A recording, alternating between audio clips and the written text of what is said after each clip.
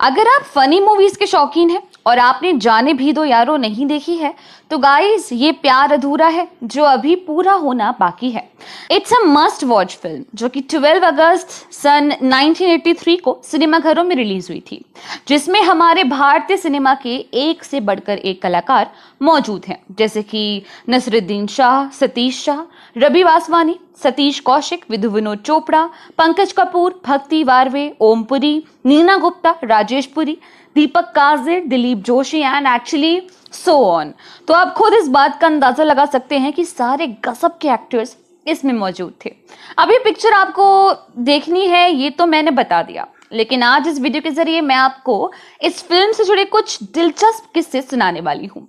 इस फिल्म के लिए कुंदन शाह ने छोड़ी थी गांधी और 1,20,000 रुपए। कुंदन शाह फिल्म जाने भी दो यारों के डायरेक्टर और साथ ही राइटर हैं।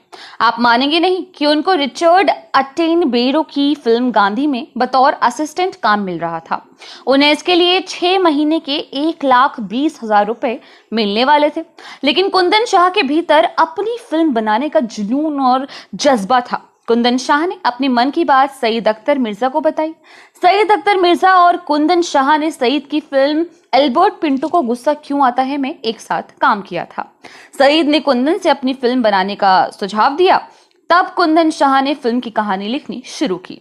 फिल्म की कहानी कुंदन शाह और सतीश कौशिक ने मिलकर लिखी। ये फिल्म तकरीबन 7 लाख रुपए में बनी थी और इस फिल्म के लिए कुंदन शाह ने 15,000 रुपए फीस ली थी।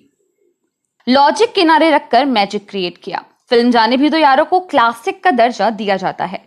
फिल्म निर्माण के दौरान और रिलीज के बाद कई लोगों का कहना था कि फिल्म में बिना सिर पैर की कॉमेडी है, सीन्स में लॉजिक नहीं है, मगर कुंदन शाह को अपनी फिल्म पर पूरा यकीन था और ये यकीन कामयाब भी रहा और इन्हीं लॉजिक विहीन दृश्यों ने दर्शकों को खूब हंसाया। 3 महीने से इंतजार कर रहे हैं, एक भी ग्राहक नहीं आया। ऐसे कब तक चलेगा? मुंबई की 40% आबादी 40% आबादी जो है वो झोपड़पट्टी में रहती है। जनालो खबरदार मैगजीन, ये हमारा बारे में क्या उल्टा सीधा खबर छापता है? खबरदार मैगजीन का हर एक काम बड़ा सीक्रेट होता है।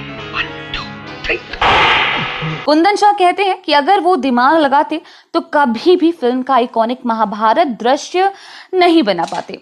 स्वामी, द्रौपदी ने भरी सभा में आने से इनकार कर दिया। क्या कहा? इनकार कर दिया? क्या तुमने उसे मेरी आज्ञा सुनाई थी? सुनाई थी महाराज, मगर जैसे गीदड़ की आवाज सुनकर शेरनी पर कोई असर नहीं होता, ठीक वैसे ही मेरी आवाज सुनकर उन पर कोई असर नहीं हुआ। क्या? दुशासन, तुम जाओ और द्रौपदी को घसीटते हो यहाँ लेकर आओ। बड़े भैया, इससे अधिक प्रसन्नता की बात मेरे लिए क्या हो सकती है? अभी जाता हूँ और लेके आता हूँ उस घमंडी औरत को।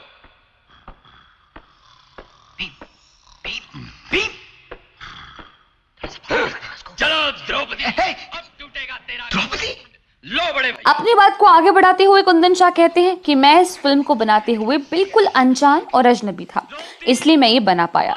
मैंने इस फिल्म के बाद दिमाग लगाया, लेकिन कभी इतनी कामयाब कृति नहीं बना सका। सारे एक से बढ़कर एक टैलेंटेड एक्टर्स साथ आए। इस फिल्म में नसरुद्दीन शाह, सतीश कौशिक, सतीश शाह, ओम पुरी, रवि वासवानी, पंकज कपूर जैसे धुरंधर कलाकार थे, लेकिन उस दौर में अमिताभ बच्चन, जितेंद्र, धर्मेंद्र, शत्रुघ्न सिन्हा को ही निर्माता अच्छा पैसा देते थे। अन्य कलाकार 8 फिल्म तक सीमित रह जाते थे, जिन्हें तारीफ तो मिलती थी मगर दौलत नहीं। अक्सर कलात्मक फिल्मों को अधिक ऑडियंस भी नहीं मिलती थी। यही कारण था कि कम बजट नए निर्देशक के बावजूद इतने बड़े कलाकार एक साथ आकर काम करने को तैयार हो गए। सबकी कोशिश थी कि अपना सर्वश्रेष्ठ देकर एक शानदार पीस का निर्माण हो। राष्ट्रीय फिल्म विकास निगम ने फिल्म को स्पॉन्सर किया और फिल्म बनाकर तैयार हुई। ये शायद पहली फिल्म थी जिसने एनडीएफसी से पैसा लेकर मुनाफा कमाया था। नसरुद्दीन शाह को आ गया था गुस्सा। जी हाँ, जिन लोगों को फिल्म में लॉजिक की कमी खली, उनमें सबसे ज्यादा जो अव्वल दर्जे पर थे वो थे नसरुद्दीन शाह। वो कई बार गुस्से से लाल हो जाते थे। उन्हें फिल्म में कोई सिरा समझ नहीं आता तो स्थिति इतनी खराब हो जाती थी कि नसीर दीवार में माथा पीटने लगते। नसीरुद्दीन शाह उस समय पैरेलल सिनेमा के महत्वपूर्ण स्तंभ बन गए थे। कलात्मक फिल्मों से उनकी विशेष छवि हिंदी सिनेमा में बन गई थी, लेकिन इसके बावजूद उनमें समाज में फैली असमानता, गरीबी, भ्रष्टाचार के कारण एक गुस्सा था।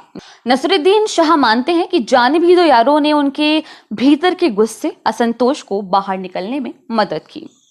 अनुपम खेर की पहली फिल्म थी जाने भी दो यारों। अभिनेता अनुपम खेर की कायदे में देखा जाए तो पहली फिल्म थी। फिल्म में उन्होंने डिस्को किलर की भूमिका निभाई थी। एडिट के बाद भी उनका 10 मिनट का सीन फिल्म के अंदर था, लेकिन फिल्म इतनी ज्यादा शूट हो गई थी कि फिल्म की लंबाई कम नहीं करने की सूरत में फिल्म बोरिंग हो जाती और फ्लॉप हो जाती। इस कारण फिल्म की लंबाई को घटाया गया और नतीजा ये हुआ कि अनुपम खेर के दृश्य काट दिए गए। इस कारण फिल्म का हिस्सा होने और शूट करने के बावजूद अनुपम खेर फिल्म में नजर नहीं आ पाए थे। बाद में अनुपम खेर ने महेश भट्ट की फिल्म सारांश से डेब्यू किया और अपनी दमदार प्रतिभा से पहचान बनाई। So this is just it for today. अगर आपने जाने भी दो यारों देखी है और आपको उसके सारे आइकॉनिक सीन्स याद हैं, then do let me know in the comment section below.